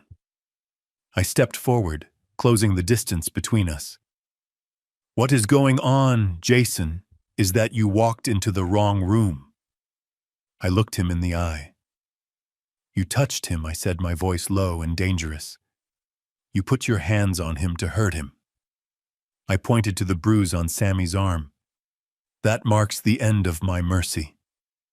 Officers, I said, turning to the police. Take him. Jason tried to back away, but he bumped into Valerie, who was already trembling. You cannot arrest me, Jason screamed. He is my father. This is a family matter. It is a criminal matter, Sullivan said, stepping forward with a file in his hand. Kidnapping, conspiracy to commit fraud, and assault on a minor. The officers moved in. They grabbed Jason. They grabbed Valerie. Sammy pulled free. He ran to me. I caught him. I held him tight, burying his face in my expensive suit so he would not have to see his parents being handcuffed. It is okay, Sammy, I whispered, stroking his hair. It is over. Grandpa is here. I looked over Sammy's head at Jason as they dragged him away. He was screaming, crying, begging. Dad, please. I am your son. I looked at him with eyes as cold as the grave. No, I said. You are just a bad investment. And as the automatic doors slid shut behind them, cutting off his screams, I felt the weight of the last 5 years lift. I held my grandson's hand. Let us go get some ice cream, Sammy, I said. I think we both earned it. The private office of the hospital administrator, Dr. Eris, was dimly lit, the blinds drawn against the gray morning rain. I sat in a high-backed leather chair, watching the security monitors that lined the wall like the eyes of a silent god. Beside me, Sullivan adjusted his cufflinks, his face a mask of professional detachment. We were the spiders sitting in the center of the web, waiting for the vibration of the thread. It was time to make the call. Sullivan picked up a burner phone. He dialed the number for Russo, the disgraced private investigator Jason had hired in his desperation. I signaled for silence, though the room was already quiet enough to hear a pin drop. Mr. Russo, Sullivan said, his voice changing pitch, slightly becoming rougher, more urgent. I have a tip on the King case. I watched Sullivan work. He was a master. He did not give the information away too easily. He made Russo work for it. He pretended to be a concerned hospital orderly, a man who wanted a reward, a man who had seen a confused old billionaire wandering the geriatric ward. He is here, Sullivan whispered into the phone. He checked in under a pseudonym, but I recognized him from the news. He is talking to himself. He thinks it is 1980. He is asking for his son. If you want him, you better hurry before security realizes who he is and moves him. Sullivan hung up and destroyed the SIM card, snapping it in half with a dry crack. The bait is in the water, he said. Now we wait. I leaned forward, staring at the screen that showed the hospital entrance. I tried to imagine what was happening on the other side of the city in that cheap motel room. I could see Jason's phone ringing. I could see him answering, listening, his face transforming from defeat to manic triumph. I could see him grabbing Valerie by the arm. I could see him shaking Dr. Vane awake. We got him, Jason would be screaming. We got the old man. They would not see a trap. They would see a lifeline. They would see a way to reverse the eviction, to unlock the accounts, to erase the last 48 hours of humiliation. They would think that if they could just get a needle in my arm and a signature on a piece of paper, they could rewrite reality. It was pitiful. It was also dangerous. Dr. Aris walked into the room. He looked nervous, wiping sweat from his forehead with a handkerchief. "Conrad," he said, "are you sure about this? Bringing a confrontation like this into my hospital? If there is violence—" "There will be no violence, John," I assured him, though my eyes never left the screens. "Only justice. My security team is hidden in the cafeteria. The police are on standby in the parking garage. This ends today." Dr. Aris nodded and left, closing the door softly. 20 minutes passed, then 30, and then I saw it. A battered rental sedan careened into the drop-off zone, ignoring the signs for ambulances only. It screeched to a halt half on the curb. "Here we go," I whispered. The driver's door flew open. Jason stepped out. He looked like a man possessed. His expensive suit was wrinkled and stained from sleeping in it. His tie was loose, his hair wild. He looked like a junkie looking for a fix, but the fix he needed was power. He ran around to the passenger side and yanked the door open. Valerie stepped out. She had tried to fix her makeup, but she looked hard and brittle. She was dragging Sammy. My heart clenched when I saw the boy. He looked exhausted, terrified. He was the prop in their play, the emotional battering ram they intended to use to break down my defenses. And then the back door opened. Dr. Vane emerged. He was a small, oily man clutching a black medical bag to his chest, as if it contained gold. In a way it did. It contained the sedatives and the chemical restraints that were going to be Jason's ticket back to the high life. I watched them march toward the automatic sliding doors. Jason was shouting orders at them, pointing at the entrance. He was the general of a ragtag army marching into a massacre. They entered the lobby. I watched Jason scan the room. His eyes were darting back and forth, frantic. He was looking for a confused old man. He was looking for a victim. He went to the reception desk. I turned up the volume on the audio feed. "Where is he?" Jason slammed his hand on the counter. "Conrad King. He was admitted an hour ago. Do not lie to me. I am his son. I am his medical proxy." The receptionist, a woman I had briefed personally, looked at him with wide, innocent eyes. "Sir, please lower your voice," she said. "Mr. King is in the East Wing solarium." He was very agitated. "We are waiting for a specialist." "I have the specialist right here," Jason gestured to Dr. Vane. "We are going up." He turned away from the desk, grabbing Sammy's hand so hard the boy stumbled. "Come on," Jason hissed at his group, "before he leaves." I stood up in the office. I buttoned my jacket. I checked my reflection in the glass of the window. I did not look like a victim. I looked like the man who built the skyline visible through the rain. "Let us go, Sullivan," I said. We walked out of the administrator's office and down the long corridor that led to the solarium. My footsteps echoed on the tile floor, a steady rhythmic drumbeat. I could hear them ahead of me. I could hear Jason's heavy breathing. I could hear Valerie's heels clicking rapidly. I could hear the soft whimper of my grandson. They were rushing toward the East Wing, thinking they were hunting a ghost. They turned the corner into the solarium, a wide open space filled with plants and sunlight that filtered through the rain-soaked glass ceiling. It was empty. Jason stopped in the center of the room, spinning around. "Where is he?" he shouted. "He was supposed to be here." Valerie looked around, panic rising in her eyes. "Jason, this feels wrong. There is no one here. It is too quiet." "Check the rooms," Jason ordered Dr. Vane. "He is hiding. He is scared. Have the syringe ready. As soon as you see him, hit him." "I do not want him talking. I do not want a scene. I just want him unconscious and signed over." Dr. Vane opened his bag, his hands shaking slightly as he prepared a vial. I stepped out from behind the pillar at the far end of the room. "You are looking for me, Jason," I said. My voice carried across the empty space, calm and cold. Jason spun around. He saw me. For a second he looked relieved. He saw the father he wanted to control, but then his eyes adjusted. He saw the suit. He saw the posture. He saw that I was not cowering in a corner, confused and senile. I was standing center stage, waiting for him. "Dad," he breathed. "Thank God." He started to move toward me, putting on the mask of the concerned son. "Dad, you had us so worried. You wandered off. You are not well." He gestured behind his back to Dr. Vane, signaling him to flank me.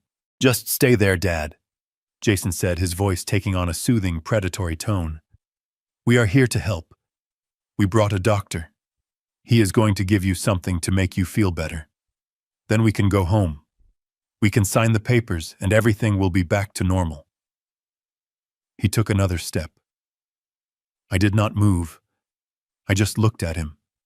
I looked at the son I had raised, the boy I had loved, and I saw nothing but a stranger who would sell my soul for a bank transfer. "You brought a doctor," I said, my eyes flicking to Vane, who was creeping closer, the syringe hidden in his palm. "Or did you bring an executioner?" Jason faltered. "What?" "No, Dad. You are confused. This is for your own good." I smiled.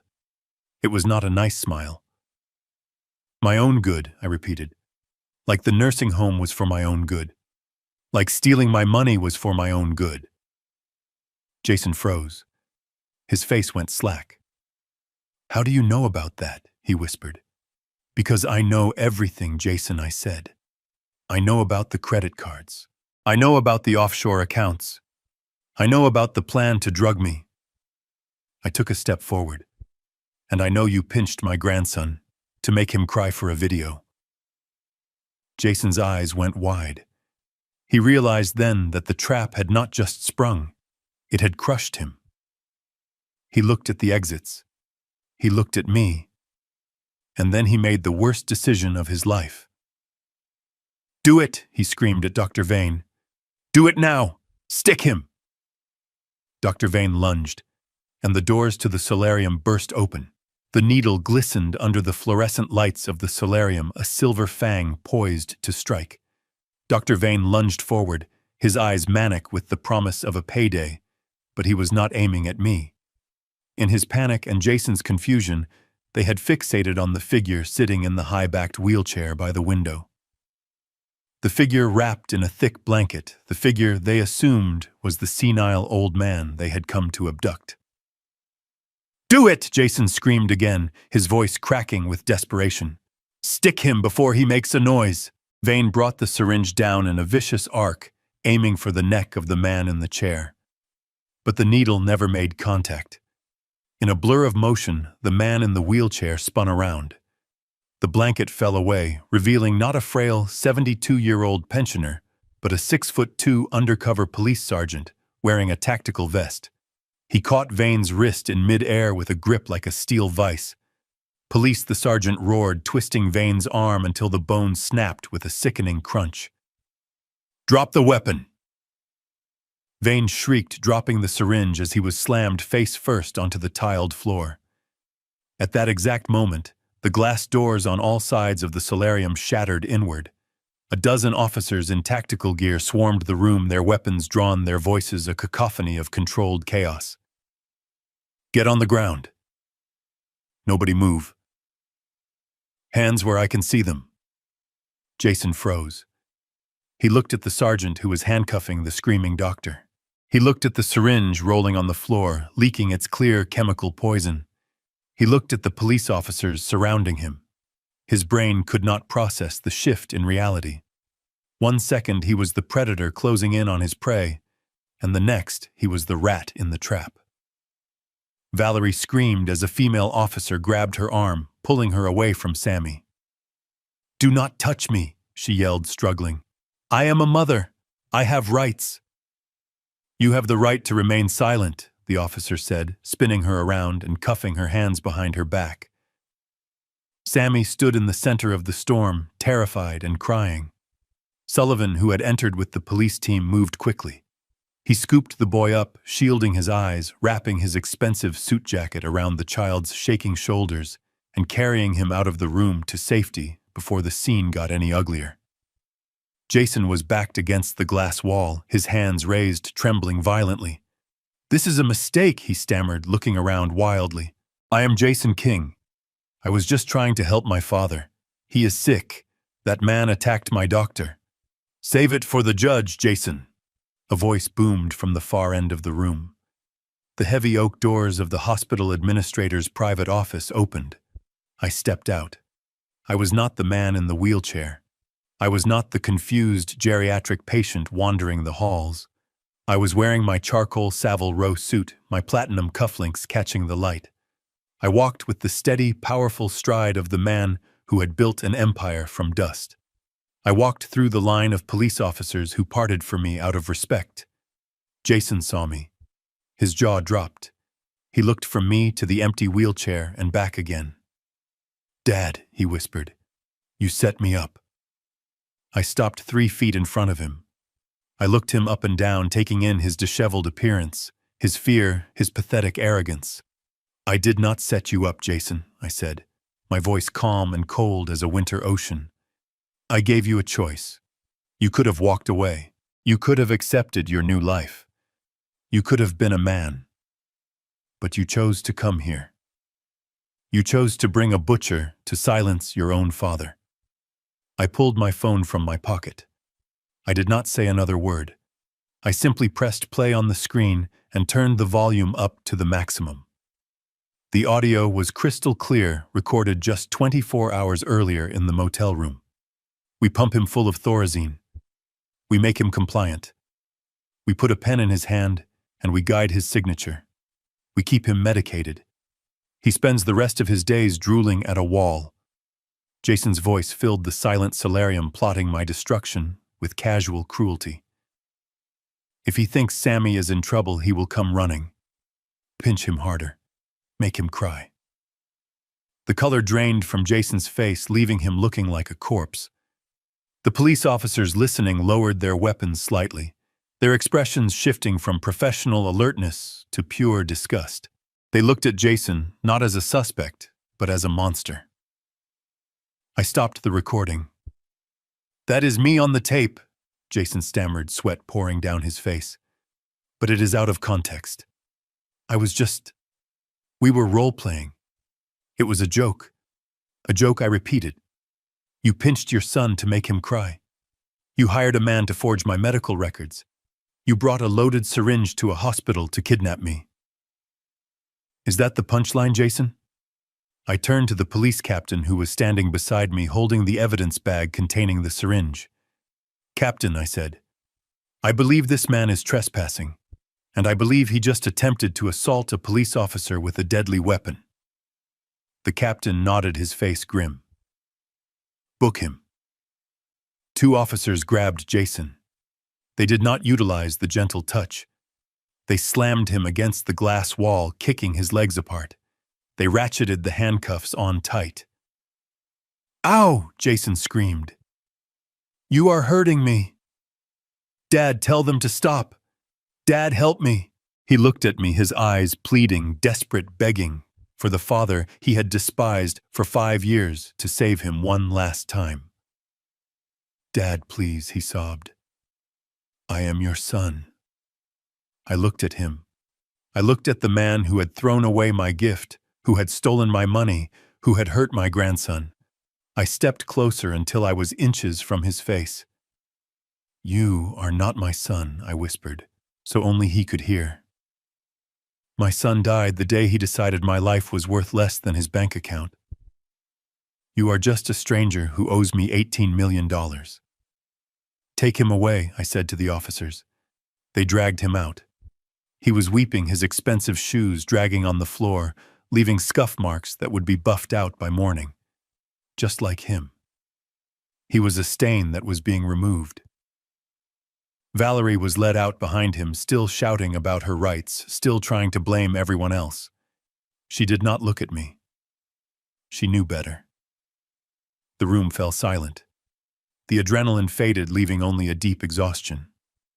Sullivan walked back in. "The boy is safe," he said quietly. "He is with the social worker in the cafeteria. He is asking for you, Conrad. I nodded. I adjusted my tie. I checked my reflection in the glass. I am coming, I said. I walked out of the solarium, leaving the empty wheelchair and the broken syringe behind. The trap had sprung. The rats were caught. Now it was time to clean up the mess. It took Jason exactly 4 hours to post bail. He did not use his own money because he had none left. He used a bail bondsman who took the pink slip to Valerie's Mercedes, the only asset I had not yet seized, because it was technically in her name. It was a desperate move, a short-term gamble made by a man who believed he could talk his way out of an avalanche. I expected him to run. I expected him to flee the state to try and disappear before the criminal charges stuck. But I had underestimated his delusion. Jason did not run. He attacked. At 8 o'clock the next morning, I was served with an emergency injunction. Jason was suing me. The audacity was breathtaking. The filing claimed that I, Conrad King, had unlawfully seized assets belonging to the acting CEO, that I was suffering from acute paranoia and dementia, and that my actions constituted a breach of fiduciary duty. He was not just defending himself. He was trying to strip me of my power before the criminal investigation could gain traction. The emergency hearing was set for 10 a.m. before a duty judge in family court. It was a closed session, but the tension in the hallway was thick enough to choke on. I sat on the wooden bench outside the courtroom, flanked by Sullivan and 2 security guards.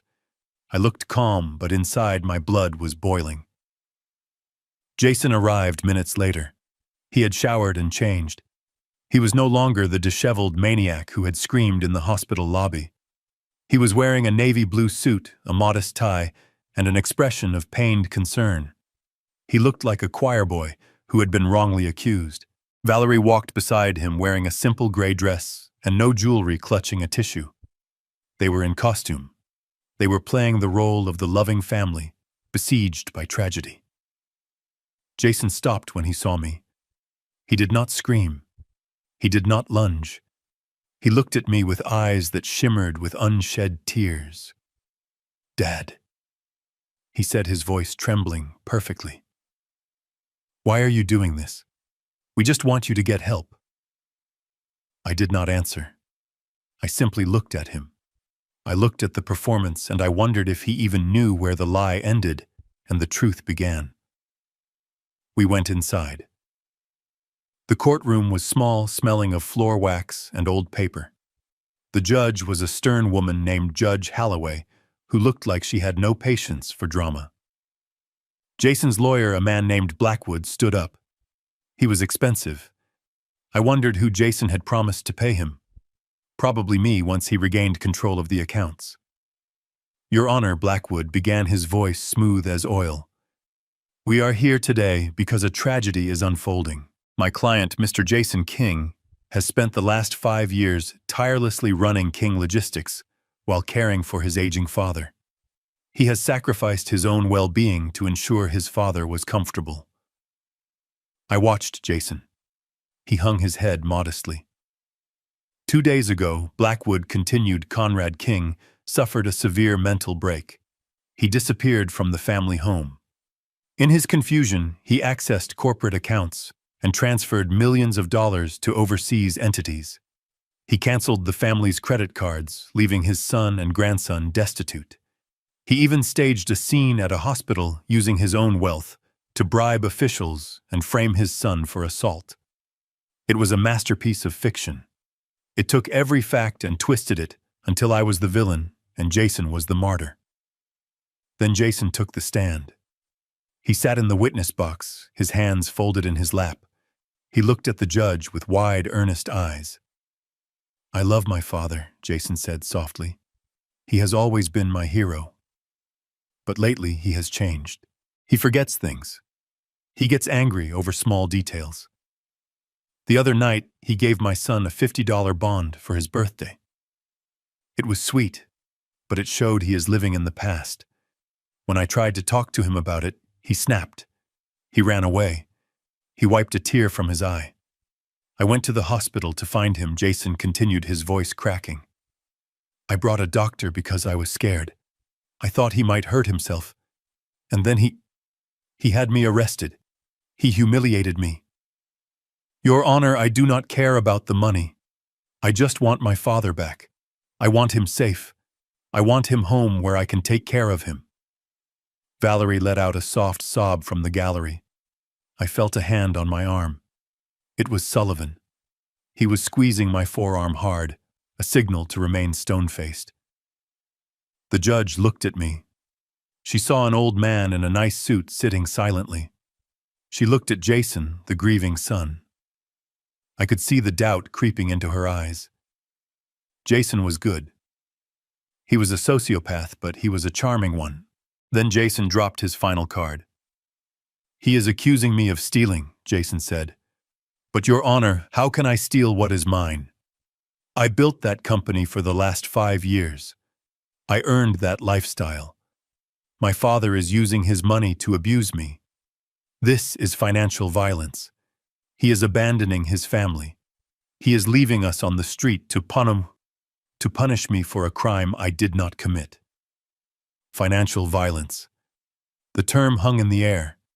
He was weaponizing his own entitlement. Sullivan stood up. He did not shout. He did not make a speech. He simply walked to the podium. Your Honor, Sullivan said, his voice dry and bored. The plaintiff claims he is a victim. He claims he is a loving son. He claims his father is incompetent. Sullivan picked up a remote control. We would like to submit a piece of evidence to refute these claims. It is an audio recording taken 48 hours ago. Jason stiffened in the witness box. He knew what was coming. He looked at Blackwood, but his lawyer looked confused. They thought the only recording was the one from the motel room, the one I had played at the hospital. But they forgot that I was the grantor. They forgot that I owned the house. They forgot that the security system in the library, where Jason liked to drink his scotch and brag to his friends, recorded audio as well as video. Sullivan pressed play. The sound of clinking glass filled the courtroom. Then Jason's voice, loud and slurred, drunk on my expensive liquor. The old man is a leech. He is taking too long to die. I talked to Vane. We can up the dosage. Make his heart stop. Who is going to autopsy a 72-year-old man? We just need to make it look natural. The silence in the courtroom was absolute. It was heavier than the silence in the basement. It was the silence of a grave being opened. Jason's face went gray.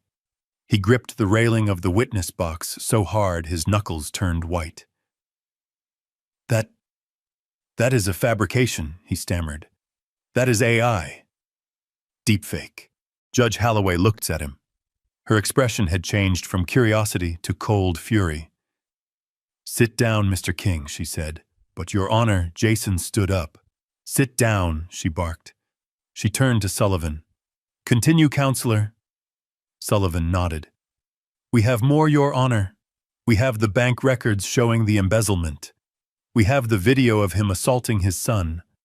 But I think the court has heard enough to establish the character of the plaintiff. Jason looked at me. The mask was gone. The loving son was gone. There was only hatred, pure and undiluted. You set me up, he mouthed. I looked back at him. I did not smile. I did not gloat. I just looked at him with the weary eyes of a man who had finally accepted the truth. The judge banged her gavel. Motion for injunction denied, she ruled. Motion for guardianship denied.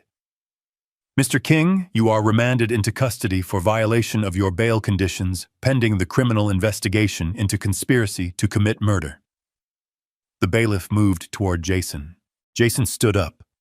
He looked around the room looking for an exit, looking for a savior. He looked at Valerie. She looked away.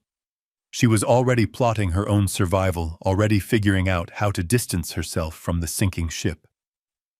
No, Jason screamed as the bailiff grabbed his arm. No, this is wrong. I am the victim. He is the monster. He pointed at me. He is not even my father. Jason shrieked, his mind snapping under the pressure of the collapse. He hates me because I am better than him. The words echoed in the room. He is not even my father. He meant it as an insult. He meant it metaphorically. But as I watched them drag him away, kicking and screaming, I reached into my pocket and touched the folded piece of paper Sullivan had given me that morning. The paper I had been saving for the final blow. He was right. I was not his father. And it was time for him to know why. "Wait," I said, my voice cutting through the chaos of the courtroom like a gavel strike. The bailiffs paused, their grip still tight on Jason's arms. Judge Holloway looked at me over her spectacles. The room went silent. The only sound was Jason's ragged breathing. He looked at me with wild eyes, his hair plastered to his forehead with sweat. He had just screamed that I was not his father. He had meant it to hurt me. He had meant it to distance himself from the monster he thought I was. I reached into the inside pocket of my jacket. I did not pull out a weapon. I pulled out a sealed envelope. It was old. The edges were yellowed with age, the paper brittle. It had been sealed with wax 40 years ago, and it had never been opened. Sullivan handed me a letter opener. "Your Honor," I said, stepping forward. "The plaintiff has made a statement. He claims I am not his father. I would like to enter a final piece of evidence into the record. It is a document that has been in my private safe since 1984. I slit the envelope open. The sound was loud in the quiet room. I pulled out a single sheet of paper. It was a paternity test report from a lab that no longer existed, signed by a doctor who was long dead. I walked over to Jason. The bailiffs stepped back slightly, allowing me into his personal space. "Read it, Jason," I said, holding the paper up. Jason looked at the paper. His eyes scanned the lines. He blinked. He shook his head. He read it again. "Probability of paternity 0%. The blood drained from his face so fast, I thought he was going to faint. He looked up at me, his mouth opening and closing without sound. "I do not understand," he whispered. "Mom." Mom said. "Your mother was a wonderful woman," I said, my voice softening just a fraction for the memory of Catherine. "But she was human. She made a mistake 40 years ago. She had an affair, Jason, with a tennis instructor in the Hamptons. When she found out she was pregnant, she was terrified. She told me the truth on her deathbed." I turned to the judge. "Your Honor," I addressed the court. "When my wife died, I made a promise. I promised her I would raise this boy as my own. I promised I would give him my name, my home, and my love. I promised I would never let him know that he was not a king by blood." I looked back at Jason. "I kept that promise for 40 years, I said. "I gave you every opportunity. I gave you the best schools. I gave you the company.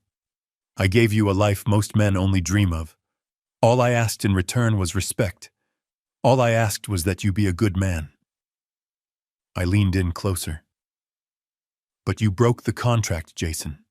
You broke it when you stole from me. You broke it when you tried to drug me. And you broke it when you hurt my grandson. The promise is void." Jason slumped in the arms of the bailiffs. He looked small. He looked like a child who had gotten lost in a mall. This means," he stammered. "It means you have no standing." Sullivan interjected, his voice sharp. "The King Family Trust is explicit. Beneficiaries must be direct biological descendants of Conrad King. You are not a beneficiary, Jason. You are a stranger. You have no claim to the money, no claim to the house, no claim to the legacy. You are just a man who committed fraud." Jason let out a sound that was half sob, half laugh. It was the sound of a mind snapping. "I am nobody," he whispered. "No," I corrected him. "You could have been somebody. You could have been my son. Blood does not make a father, Jason. Love does. And you killed that love." I nodded to the bailiffs. Get him out of my sight. They dragged him away. He did not fight this time. He went limp, his feet dragging on the floor. He stared at the ceiling, his eyes empty. He had lost his fortune, his freedom, and now his identity. He was a hollow shell. But I was not done. I turned my attention to the gallery where Valerie was sitting. She had been trying to make herself invisible, shrinking into the wooden bench. When Jason was dragged out, she stood up quickly, smoothing her skirt. She looked at me, then at Sullivan, then at the door. She was calculating. She was running the numbers. Mr. King, she said, her voice trembling but gaining strength. Conrad, I did not know about the DNA, about any of it. Sit down, Valerie, I said. She froze. I am not finished, I said. Sullivan stepped forward, opening a new file. This one was thick. It was the forensic accounting report. We are moving for an immediate indictment on embezzlement charges, Sullivan announced to the room. During his tenure as CEO, Jason King misappropriated $5 million of company funds. He purchased 3 Ferraris, which he listed as office equipment. He spent $2 million on private jets for personal vacations listed as site inspections.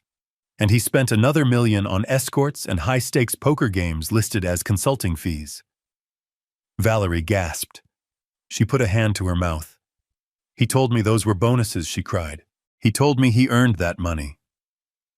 Ignorance is not a defense, Mrs. King Sullivan said. You spent the money too. The handbags, the jewelry, the spa trips. You are a co-conspirator. Valerie's eyes darted around the room. She saw the judge watching her. She saw the stenographer typing every word. She saw the walls closing in. I will testify, she blurted out. The room went quiet again. I will testify against him, she said, her voice rising in pitch. I will tell you everything.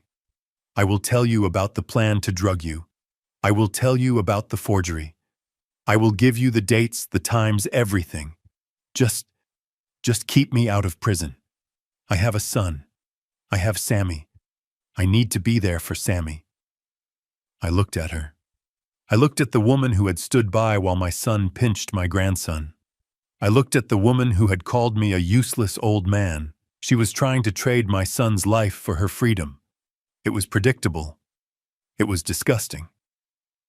You want to make a deal? I asked. Yes. Valerie nodded frantically, walking toward the railing. I am a victim here, Conrad. He manipulated me. He forced me. I am a good mother. Sammy needs me. Sullivan looked at me. He waited for my signal. I pulled the remote control from my pocket again. You are right, Valerie, I said. We should talk about Sammy. I pointed the remote at the screen mounted on the wall of the courtroom. I have one more video, Your Honor, I said. I pressed play. The video was from the security camera in the kitchen of the mansion, taken 3 weeks ago. Sullivan had recovered it from the cloud server before he locked Jason out. It showed Sammy sitting at the kitchen island doing his homework. He looked happy. He was eating a bowl of cereal. Valerie walked into the frame. She was on the phone holding a glass of wine. She looked angry. She hung up the phone and slammed it onto the counter. She turned to Sammy. Stop eating so loud, she screamed at him. Sammy flinched. I am sorry, Mom. She grabbed the bowl of cereal and threw it into the sink. It shattered. You are useless, she yelled. Just like your grandfather. Always eating, always taking up space. Why can't you be perfect? Why do you have to be so stupid? Sammy started to cry. Stop crying, Valerie hissed. She grabbed his face, squeezing his cheeks with her long, manicured nails. If you cry, I will give you something to cry about. You ruin everything. I wish I never had you. The video ended. The courtroom was silent. Judge Holloway looked physically ill. She looked at Valerie with a mixture of horror and fury. Valerie was shaking her head. That was a bad day. I was stressed. I didn't mean it. You told a 10-year-old boy you wished he was never born. I said, my voice shaking with rage. You terrorized him, you bullied him, and when Jason pinched him to make him cry for that video, you held the camera. I turned to the judge. Your Honor, I am petitioning for full and immediate custody of Samuel King. Both parents have demonstrated a pattern of abuse, neglect, and criminal behavior. They are unfit. Judge Holloway did not hesitate. She slammed her gavel down so hard it cracked the wood. Petition granted, she ruled. Emergency custody is awarded to Conrad King, effective immediately. The mother is to be remanded into custody pending charges of child abuse and conspiracy. Bail is denied. No, Valerie screamed as the bailiff moved toward her. You can't take him. He is my son. He is my grandson, I said. And you will never hurt him again. They handcuffed her. She fought, screaming, cursing, spitting. She looked at me with eyes full of venom. I hope you die, old man, she shrieked. I hope you die alone. I watched them drag her out. I am not alone, I said to the empty air. I have Sammy. I walked out of the courtroom. Sullivan packed up his files. It is over, Conrad, he said. Yes, I said. It is over. I walked out into the hallway. Sammy was sitting on a bench next to a social worker. He was playing with a small toy car. He looked up when he saw me. Grandpa, he said. I knelt down. My knees popped, but I didn't care. I opened my arms. Sammy ran to me. He buried his face in my neck. He smelled like rain and childhood. Are they coming back? He asked, his voice muffled against my shoulder. No, Sammy, I whispered, holding him tight. They are not coming back. You are safe now. Where are we going? He asked, looking up at me with those big, trusting eyes. We are going to see a boat, I said. A very big boat. I stood up, holding his hand. I looked at Sullivan. Prepare the jet, I said. We are going to the island. Sullivan nodded. And the bond, I reached into my pocket. I pulled out the $50 bond. It was now encased in a simple gold frame I had commissioned that morning. I handed it to Sammy. This is yours, I said. Sammy looked at it. Is it worth $50, Grandpa? I smiled. It is worth everything, Sammy, because it cost me a fortune to save it. And it taught us the most important lesson of all. That the value is not in the number on the paper, I said, walking him toward the exit. The value is in how you earn it, and how you keep it.